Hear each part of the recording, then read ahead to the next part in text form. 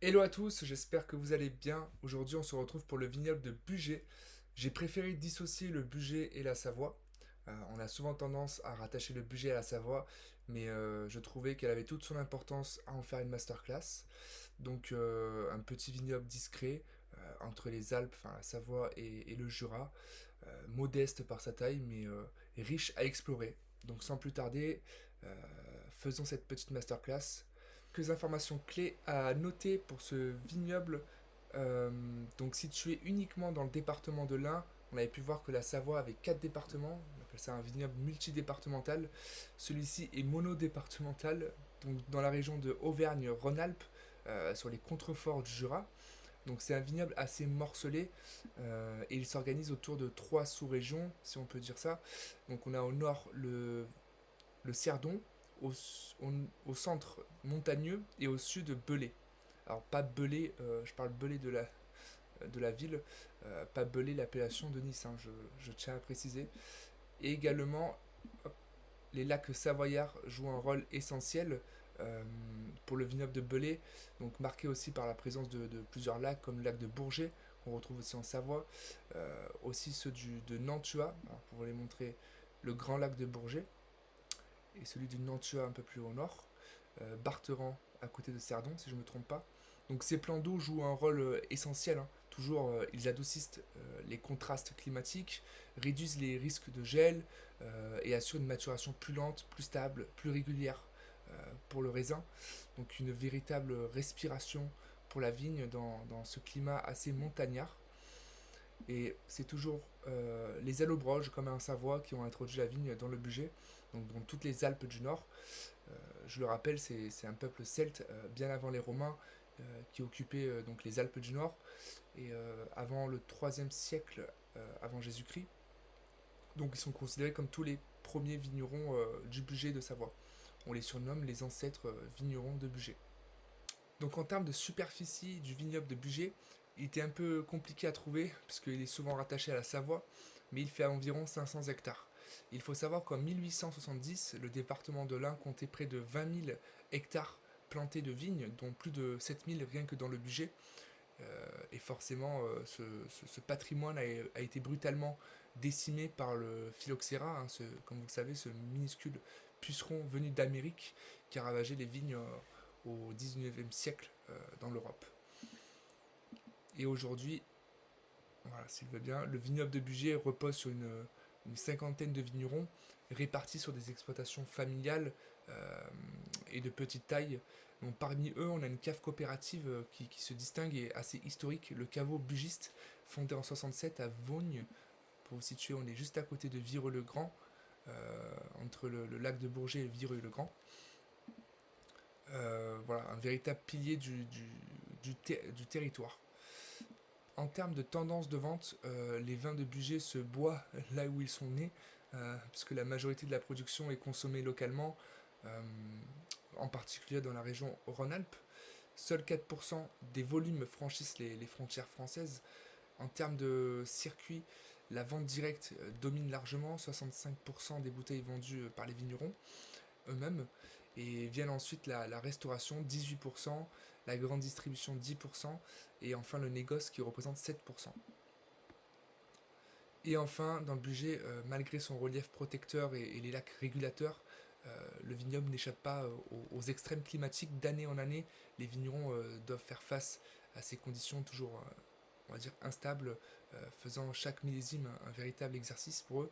On retrouve beaucoup de gel de printemps, désormais quasi annuel depuis 2017. Euh, les grêles estivales en forte augmentation dans les secteurs de Cerdon et montagneux, plus au nord.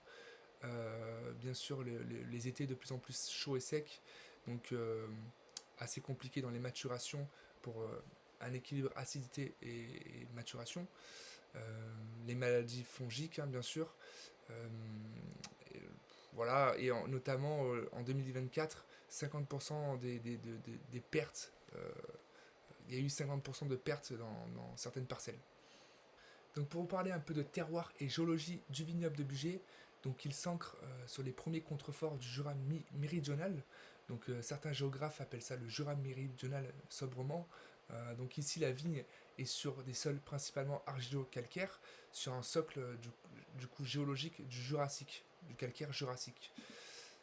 Et le climat est continental, et j'aime bien mettre montagnard, hein, puisqu'on a bien sûr les Alpes en toile de fond, les lacs qui tempèrent, et des altitudes assez élevées qui renforcent la fraîcheur. Donc résultat de fortes amplitudes thermiques entre le jour et la nuit, donc idéal pour préserver l'équilibre naturel du raisin quand il mûrit, leur acidité et leur aromatique assez précise. Et je tenais à évoquer quand même les failles et complexes, enfin et relief complexe. Donc le vignoble de Bugey repose sur un relief escarpé, façonné par les mouvements tectoniques. Alors, pour montrer, des mouvements tectoniques entre les Alpes et le Jura, justement.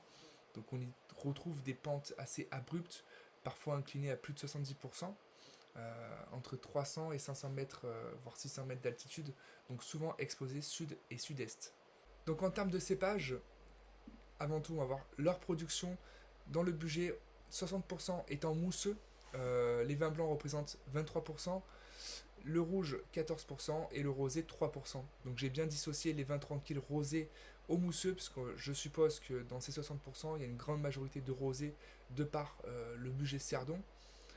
En termes de cépages utilisés, on va être étrangement lié à ceux de la Savoie, hein, bien sûr. Donc on retrouve le gamay qui est le cépage dominant pour les rouges et rosés. Donc comme vous le connaissez, un souple, fruité. Et au final, on n'est pas très loin de Lyon, donc du Beaujolais. Et en termes de latitude, je pense qu'on est similairement, sur le même degré de latitude. Donc il s'y plaît bien dans ce vignoble. Le pinot noir, on retrouve aussi la mondeuse qu'on peut appeler, donc qui est un cépage savoyard mais autorisé dans le vignoble de Bugey. On peut appeler aussi la sereine, parce qu'empélographiquement, je n'ai pas envie de me perdre, mais pour vous expliquer, donc la Syrah peut s'appeler aussi, enfin la maman de la Syrah, parce qu'elle est féminine en soi, s'appelle la Sérine. Donc on peut retrouver des très vieilles vignes de Sérine, notamment Yves Gangloff fait une cuvée, la Sereine Noire. Donc elle a deux noms, la Sérine ou la Sereine. Et étrangement, on peut l'appeler aussi la Sereine Noire. Donc organoleptiquement, gustativement, on a beaucoup de similitudes à la Syrah. On retrouve aussi le Poulsard dans certains assemblages, et le persan, où sa culture reste confidentielle et expérimentable, souvent en dehors des circuits d'appellation traditionnels. On peut le retrouver notamment au domaine des ardoisières, en IGP vin des Allobroges. En termes de cépage blanc, on retrouve le chardonnay, le plus répandu pour les blancs tranquilles et mousseux, notamment le Bugey montagneux. On retrouve l'Altesse, qu'on appelle aussi la roussette, ou la roussette de Bugey, cépage noble et local. C'est la molette, qui est le cépage traditionnel théoriquement utilisé pour les mousseux. On a la jacquère, traditionnellement de Savoie, mais utilisée aussi pour le Bugey. La ligotée, qui est un cépage secondaire utilisé pour l'assemblage. Le mézy, c'est très anecdotique, mais ancien cépage local dans l'Ain, quasiment disparu aujourd'hui. Et après, on retrouve un peu de mondeuse blanche, de pinot gris pour certains assemblages. Donc je tiens à m'excuser quand même pour le soufflement de mon ordinateur. J'espère que ça s'entend pas trop. Il est un peu en train de transpirer. Donc on va faire un peu d'histoire concernant l'appellation. On va dire que les bugistes, j'espère qu'on les appelle comme ça, ont eu un peu de mal à bénéficier de l'AOP. Donc c'est dans les années 1950 où le colonel François Brillat-Savarin, donc descendant du célèbre gastronome, s'étonne de l'absence de reconnaissance officielle pour les vins de Bugey. Et c'est le 4 avril 1955, un groupe de passionnés fonde le syndicat des vins du Bugey. Et leur objectif est clair, c'est d'obtenir l'appellation d'origine pour valoriser le vignoble, on va dire, assez historique. Et 3 ans plus tard, donc en juillet 58, les efforts portent leurs fruits et obtiennent donc le statut de VDQS, vin délimité de qualité supérieure, donc première étape vers l'AOC. Et c'est en 2009 que la reconnaissance d'AOC pour le vignoble de Bugey est réalisée. Donc l'AOC Bugey 2009, blanc, rouge, rosé, effervescent, on peut tout faire, notamment 2 types d'effervescents que vous devez sans doute savoir, mousseux blanc et rosé, et méthode traditionnelle ou ancestrale. Donc ancestrale, c'est une technique pour le coup ancestrale et traditionnelle, donc de vinification effervescente, très utilisée dans le Bugey, notamment Cerdon, mais après dans d'autres vignobles, notamment le Limoux, où le vin n'effectue qu'une seule fermentation alcoolique. Donc celle-ci débute en cuve, puis interrompue par le froid avant que tous les sucres ne soient transformés en alcool. Donc le vin est partiellement fermenté et ensuite mis en bouteille du coup, où la fermentation reprend naturellement petit à petit avec les beaux jours, donc la montée en température, donc sans ajout de levure et ni de sucre, contrairement à la méthode traditionnelle. Donc cette reprise en bouteille génère une effervescence naturelle, hein, et laisse une teneur en sucre résiduel, ce qui donne au vin son caractère doux, mais à la fois équilibré, puisqu'on a cette jolie mâche, cette gourmandise demi-sec en bouche, et cette effervescence qui ramène un peu plus de fraîcheur. Donc des vins assez gourmands et d'une belle finesse et fraîcheur. Parfait notamment pour les desserts. Et on retrouve trois dénominations géographiques complémentaires pour l'AOC Bugey, pour vous les citer. Donc on a le Bugey Cerdon qui est uniquement en rosé mousseux demi-sec en méthode ancestrale, montagneux mousseux blanc mais en méthode traditionnelle, et on peut aussi faire des rouges secs, et Manicle en vin rouge, pinot noir et chardonnay uniquement. Voilà. Alors pour vous les situer, on a le Cerdon au nord, montagneux au centre, et Manicle qui voisine montagneux au centre également. Hop. Et enfin, on retrouve la roussette de Bugey, comme la roussette de Savoie, donc uniquement utilisée avec l'Altesse comme cépage, en blanc sec uniquement, vin tranquille, hein, je précise. Il y a deux dénominations géographiques, mais qui ne sont pas obligatoires. On peut uniquement l'appeler roussette de Bugey, mais on peut ajouter donc ces deux DGC, Montagneux et Virieu-le-Grand, pour vous les situer. Montagneux et Virieu-le-Grand. Donc deux appellations concernant le vignoble de Bugey, avec quelques dénominations géographiques complémentaires, et ainsi on retrouve quelques IGP, 3, donc une départementale, une régionale et une de zone. Donc IGP Coteaux de l'Ain qui couvre l'entièreté du département de l'Ain, mais elle s'articule sous 3 zones géographiques qui sont des mentions complémentaires qu'on peut mettre. Donc Val-Romée, Revermont, Val-de-Saône et Pays de Gex. Voilà, ça permet de valoriser les spécificités locales. On a aussi IGP vin des Allobroges, donc une IGP de zone, en hommage aux Allobroges, hein, le peuple celte qui a introduit la vigne dans le Bugey et la Savoie, et notamment le domaine des Ardoisières, comme je le rappelle, que je recommande à déguster, en font l'honneur. Et un peu plus discrète, IGP Comté Rhodanien, qui est une IGP régionale. En termes d'AOP et IGP produits, s'il le veut bien, voilà, on retrouve aussi du fromage, hein, comme en Savoie et en Jura.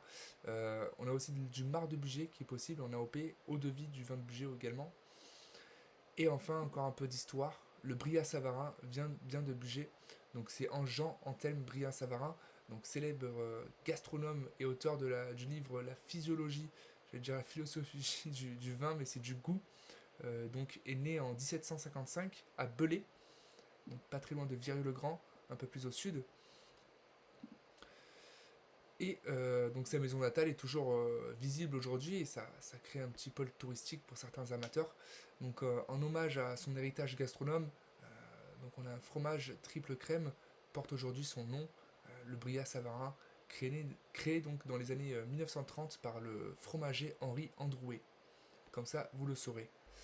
Et je tenais à représenter quand même quelques vignerons emblématiques qui sont porte-drapeau de ce vignoble, la maison Bonnard, donc à Montagneux, spécialisée dans les effervescents donc de Montagneux selon la méthode traditionnelle, pratique donc une viticulture de précision sur des sols calcaires, comme je le rappelle un peu plus haut. Raphaël Bartucci, c'est une bombe, pas l'homme, hein, je parle de ses vins, donc l'artisan naturel à Mérignac, donc un peu plus au sud de Cerdon. On reste dans l'appellation Cerdon, mais un peu plus au sud. Spécialisé donc dans les effervescents méthodes ancestrales, effervescents demi-secs, hein, élaborés sans sulfite à ajouter. Donc il utilise principalement le Poulsard et le Gamay, similairement à Renard d'Atfache, peut-être un peu plus connu, également à Mérignac, un vigneron que j'apprécie et que j'adore ces profils de vin. Donc j'espère que la masterclass vous aura plu. Je dézoome un petit peu pour voir ce qu'on a vu en précision. Euh, voilà un petit vignoble que je tenais à mettre en avant, mine de rien qu'il est souvent rattaché à la Savoie. J'espère que cette masterclass vous aura plu et que vous aurez appris des choses, notamment pour le Bria Savarin. Voilà, vous pourrez le sortir la prochaine fois que vous en dégusterez avec du vin. Je vous souhaite une bonne semaine et à la semaine prochaine.